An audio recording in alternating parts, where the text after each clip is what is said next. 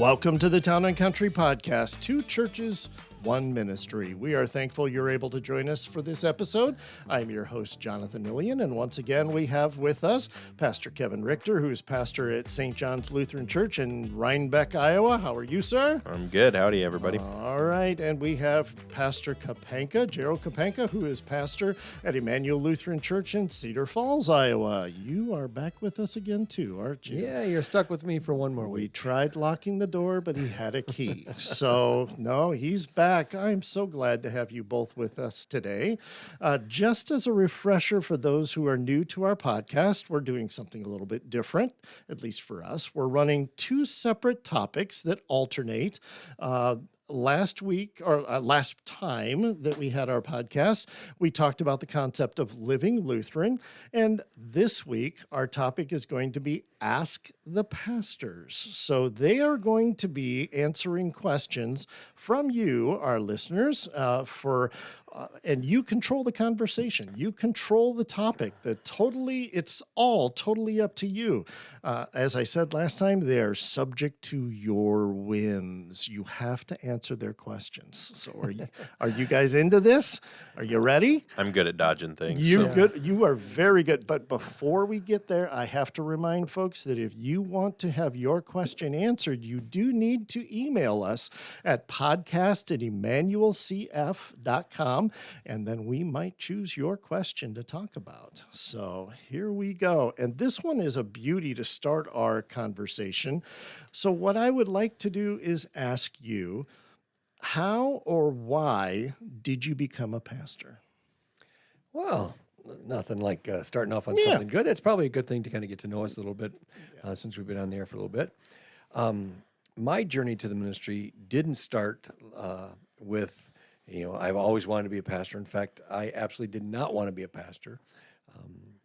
I had been told by an aunt when I was in 8th grade or 9th grade, maybe at confirmation, that I'd make a good pastor, and I just thought that was the craziest thing I'd ever heard. My family was active in the church, and I had to go to youth group, but I made every excuse to get out of it unless they were doing something really fun, like going on an outing. But we went on Sunday mornings, and we did the things that we were supposed to do. My plan was to go to college to be an engineer, following my dad's footsteps. Had done well academically in maths and sciences and things like that. So went off to college, had the opportunity to apply to one of the top engineering schools in the country, and had been accepted there, and also at the time had applied to the military academy at West Point and had gotten accepted there, but it didn't get a congressional appointment. And they said, we recommend you go to a junior college for a year and get your congressional appointment, and then you can start your West Point Academy there and get your engineering degree. So that was going to be my plan. And so I went to a junior college and started my pre-engineering classes, getting ready to go to West Point and pursue that degree. When I got to junior college, thinking this is be just a year of easy study because it's academically less challenging, at least I thought it would be, I absolutely hit a brick wall in academics, one that I'd never anticipated, never had before in my life. Academics had always been pretty easy for me, and I performed well. In my advanced math classes and my science and physics classes suddenly went from A's to C's and then lower grades, and things that I knew before I couldn't do before. And in desperation, truly in desperation, I began to pray, God help me get better grades like you do. And I tried all of the gizmos. I studied like crazy. I did all the things you're supposed to do. I remember at one point I recorded all the mathematical formulas on an audio recorder and put them next to my bed and slept with them playing back, thinking that I would just get them through osmosis. Yes. I was so desperate. And, wow. And I was doing this all alone. I was afraid to tell my parents how hard I was struggling. And this went on for months and months, and my grades were continuing to struggle. And I finally got to the place that, if I can't academically survive at a junior college, how in the world am I going to pass at the West Point, at an academy that thrives on the academic vigor. I just would never be able to do it. And so I really got desperate, and my prayers shifted from help me get better grades, which obviously weren't working because I was slipping even further behind. Now I'm in D's and D minus territory. I wasn't failing, but I was borderline. And my prayer became, if I can't be an engineer, then what should I be? And I have this very distinct memory. It was just laughable, because as soon as my prayer at night would be, what should I be? I'd hear this image in my brain saying, be a pastor. I thought that's the stupidest thing in the world, because don't dare ask God what you should be, because God wants everybody to be a pastor, because that's God's job, is to make pastors. And I just rationalized it by that, because that's just stupid. It's just like asking a fireman, what should I be when I grow up? I said, well, be a fireman, because that's what firemen should tell you to do. And I'd gone through my first year and barely survived. I didn't apply for West Point, so I'm still in my second year at the junior college, and afraid to move on because I just didn't think I had the academics to do it. And I'm praying, what should I be? What should I be? And I'm trying to go through all these lessons in my mind, thinking what I should be. And I'm still in the engineering program, the pre-engineering program, and things aren't getting any better. And I was losing sleep, and I was stressing like crazy. I hadn't told my parents, hiding my grades, hiding my failures from everybody, and just miserable in every aspect of life, and mad at God and mad at the world, because things that once had been good and my life had been laid out before me wasn't there. And it was one of those aha moments that, unless you've experienced it, it's hard to describe. It was 3 o'clock in the morning. I haven't slept, and it felt like weeks. Afraid that I'm going to get caught. Somebody's going to find out that I'm a fraud and a failure, and my life is going to be exposed. I'm praying, God help me. I'm just lost.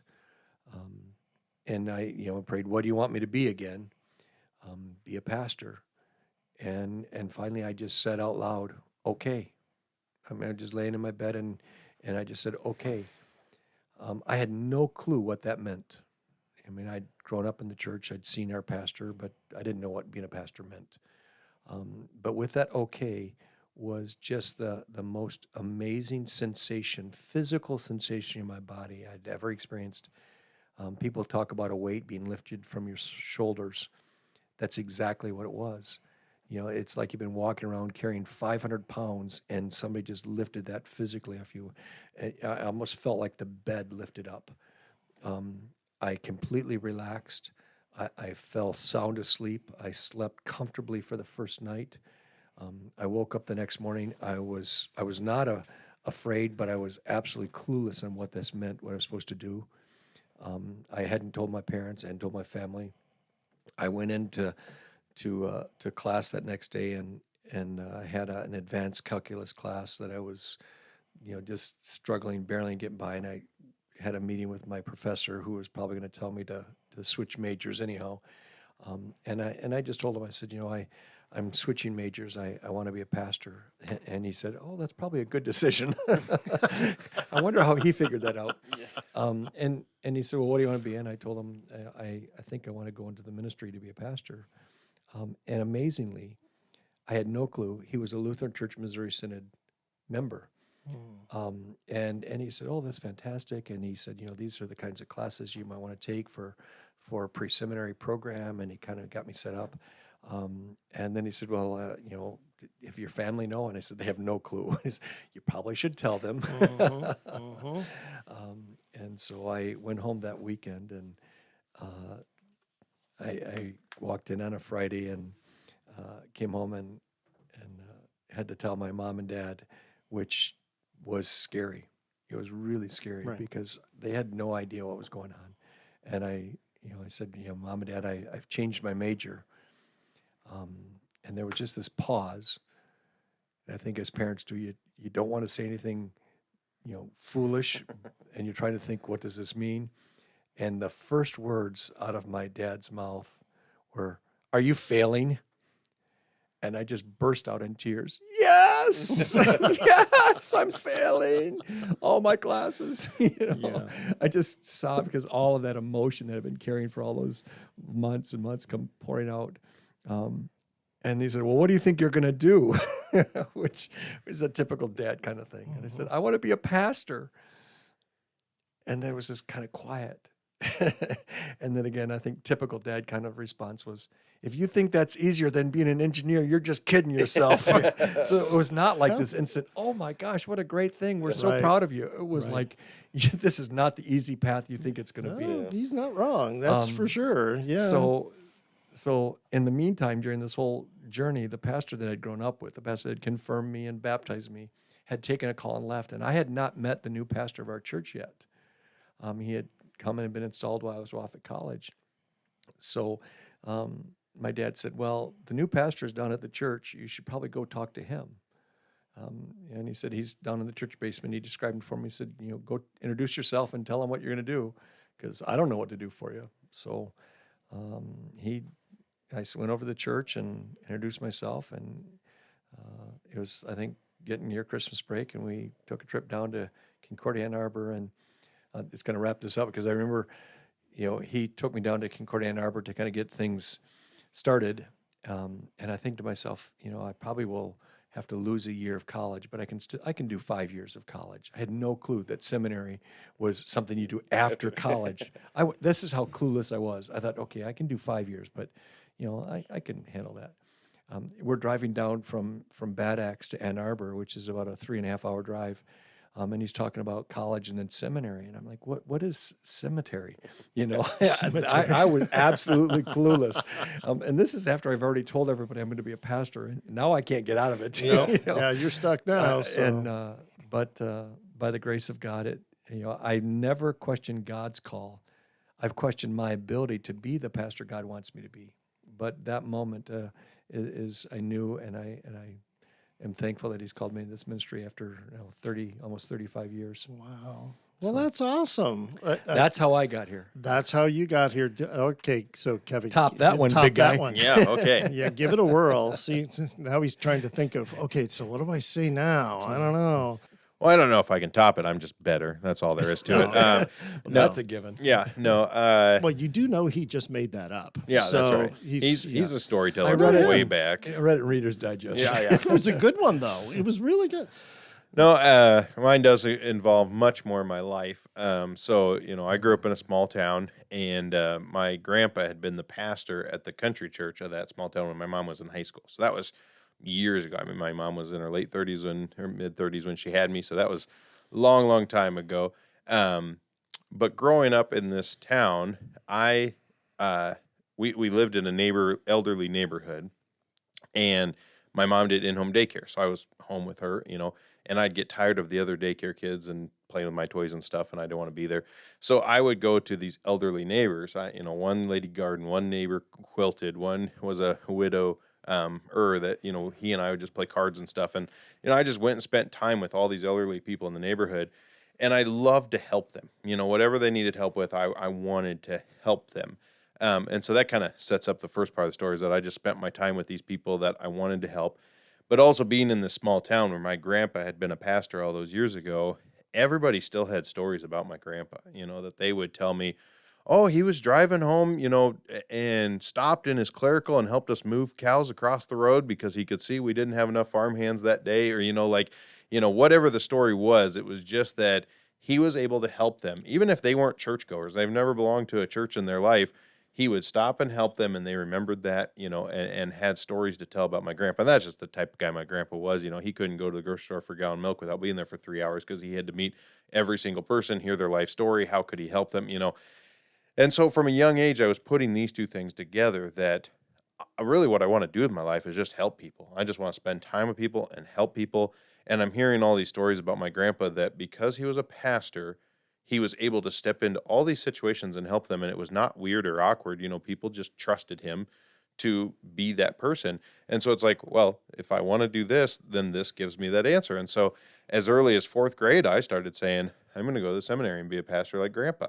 And it's one of those things that, in a small town, everybody knew it. I've talked about it enough, and Mom talked about it enough, and people talked about it enough that, in high school, people would call me preacher or different things like that, as a nickname already, because it was just what I said I was going to do. And, I also, not because I didn't know what the seminary was, but just because I was so young and innocent, would say, after college, I'm going to the cemetery, which when you look back on my college career was probably more accurate. But, that I would tell people I'm going to the cemetery, and Mom would be like, seminary. You have to say seminary, Seminary. There's a yeah, big difference yeah. there. And, but so, it just started from a young age, and then it just stuck. And through high school, I got interested in lots of other things. I wanted to be a national park ranger and go, do cool hikes and outdoors in the woods. I really wanted to be a teacher so I could coach football. That was like my dream, because again, being a small school 8-man football team, we had 2 coaches. So one would go with the quarterbacks and receivers, one would go with the running backs and ends.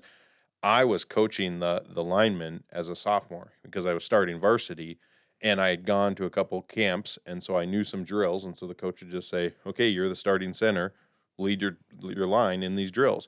So from sophomore, junior, senior year, I am the lineman coach telling seniors what drills we're going to do, pointing out their footwork of, no, you need to do this and this.